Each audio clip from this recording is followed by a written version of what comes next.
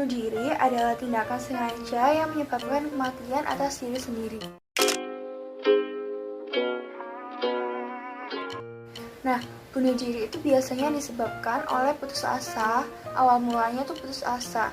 Nah, putus asa ini seringkali diakibatkan atau disangkut pautkan dengan gangguan kejiwaan. Nah, contoh-contoh gangguan kejiwaan itu seperti depresi, gangguan bipolar, skizofrenia, ketergantungan alkohol atau alkoholisme, atau penyalahgunaan obat. Nah, faktor-faktor penyebab stres itu antara lain kesulitan dalam menghasilkan keuangan, masalah dalam hubungan interpersonal, yang seringkali itu dikaitkan dengan bunuh diri tersebut. Penyebab orang melakukan percobaan bunuh diri ada 5. Yang pertama yaitu anoreksi nervosa. Ciri-cirinya adalah mereka akan berbohong bahwa mereka tidak lapar dan terus-menerus mengurangi berat badannya. Diperkirakan 20% orang pengidap anoreksi akan melakukan percobaan bunuh diri. Yang kedua, gangguan bipolar. Orang yang mengidap gangguan bipolar akan beresiko 20 kali lipat lebih tinggi daripada orang normal biasanya. Penderita bipolar akan merasakan suasana hati yang sangat drastis. Mereka akan merasa senang dan bersemangat, lalu mendadak akan merasa sedih, patah semangat, bahkan depresi. Yang ketiga adalah depresi berat. Ciri-cirinya adalah mereka patah semangat, putus asa, suasana hati yang buruk, dan tidak memiliki motivasi. Ciri-ciri seperti ini memiliki dampak buruk bagi kehidupan orang tersebut secara menyeluruh, dan pada akhirnya mereka akan melakukan percobaan bunuh diri. Yang keempat adalah gangguan kepribadian. Ini merupakan suatu kondisi yang menyebabkan penderitanya memiliki pola pikir dan perilaku yang tidak sehat dan berbeda dengan rata-rata orang biasanya. Dan yang terakhir adalah skizofrenia. Skizofrenia adalah gangguan serius yang mempengaruhi bagaimana seseorang bertindak, merasa, dan berpikir. Eutanasia adalah proses pengambilan kehidupan manusia atau hewan tanpa diiringi rasa sakit, ataupun jika sakit itu adalah rasa yang paling minimal. Eutanasia ditinjau dari sudut cara pelaksanaannya dibagi menjadi 3, yaitu yang pertama eutanasia agresif, yaitu dengan persetujuan pasien meminta bantuan dokter atau tim medis untuk mengakhiri hidupnya, biasanya dengan cara alat-alat yaitu suntik mati maupun obat-obatan. Lalu yang kedua ada eutanasia non agresif, yaitu dengan cara si pasien ini tidak mau mengikuti program pengobatan rumah sakit, jadi secara sukarela tidak ingin diobati. Lalu yang ketiga ada eutanasia pasif, yaitu di mana dengan persetujuan pasien meminta bantuan kepada dokter atau tim medis untuk mengakhiri hidupnya, namun tidak menggunakan alat maupun dengan cara-cara biasa cara-cara lainnya, yaitu dengan pemberian oksigen, dengan pemberian penanganan medis dan lain-lain. Lalu dilihat dari sudut pemberian izin. Nah, pemberian izin itu juga dibagi menjadi 3 eutanasia. Yang pertama eutanasia di luar persetujuan pasien.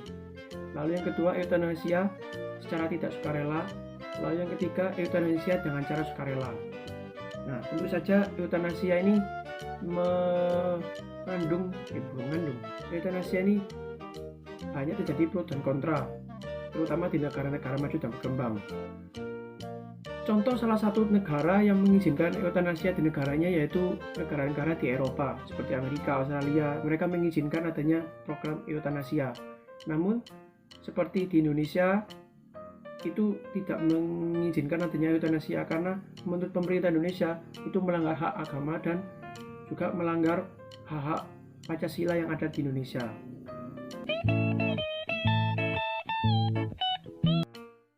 Perbedaan bunuh diri dan eutanasia.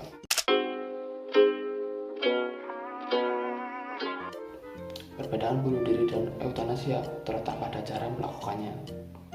Bunuh diri sendiri dilakukan oleh diri sendiri atas kemauannya sendiri. Contohnya, seseorang yang mengalami depresi atau stres ingin mengakhiri hidupnya, lalu orang tersebut melakukan kegiatan yang dapat mengakhiri hidupnya. Contohnya adalah gantung diri. Lalu eutanasia. Eutanasia adalah kegiatan sama seperti bunuh diri, tetapi perbedaannya pada caranya, yaitu eutanasia memberikan permintaan kepada seseorang agar dapat menghilangkan nyawanya sendiri. Contohnya, seseorang yang memiliki sakit berat dan tidak dapat melihat masa depannya, lalu orang tersebut memberi permintaan kepada seorang dokter untuk mengakhiri hidupnya. Lalu dokter tersebut memberikan atau mengabulkan permintaannya dengan cara memberikan suntikan kepada orang tersebut, yang dimana suntikan tersebut tidak memberikan rasa sakit kepada orang tersebut. Pandangan gereja terhadap bunuh diri dan eutanasia. Pandangan gereja terhadap bunuh diri ada dua, yaitu menurut kitab suci dan menurut katekismus gereja Katolik. Menurut kitab suci, bahwa nyawa manusia tidak boleh diremehkan, karena kehidupan manusia mempunyai nilai yang teristimewa yang bersifat pribadi, sehingga manusia tidak boleh menghilangkan nyawanya sendiri, sebab hanya Tuhan yang boleh mengambil kembali nyawa manusia. Menurut katekismus gereja Katolik, bunuh diri bertentangan dengan cinta pada Allah yang hidup, juga melanggar hukum cinta pada diri sendiri dan sesama. Pandangan gereja terhadap eutanasia. Pandangan gereja terhadap eutanasia ada tiga, yaitu menurut katekismus gereja Katolik, Kongregasi untuk Ajaran Iman, dan ensiklik Evangelium Vitae.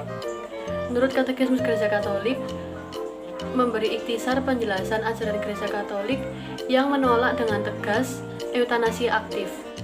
Menurut Kongregasi untuk Ajaran Iman, pendapat gereja Katolik mengenai eutanasia aktif sangat jelas bahwa tidak seorang pun diperkenankan meminta perbuatan pembunuhan, entah untuk dirinya sendiri, entah untuk orang lain dipercayakan padanya. Penderitaan harus diringankan bukan dengan pembunuhan, melainkan dengan pendampingan seorang teman. Menurut ensiklik Evangelium Vitae oleh Yohanes Paulus II bahwa eutanasia merupakan pelanggaran berat terhadap hukum Allah, karena itu berarti pembunuhan manusia yang disengaja dan dari sudut moral tidak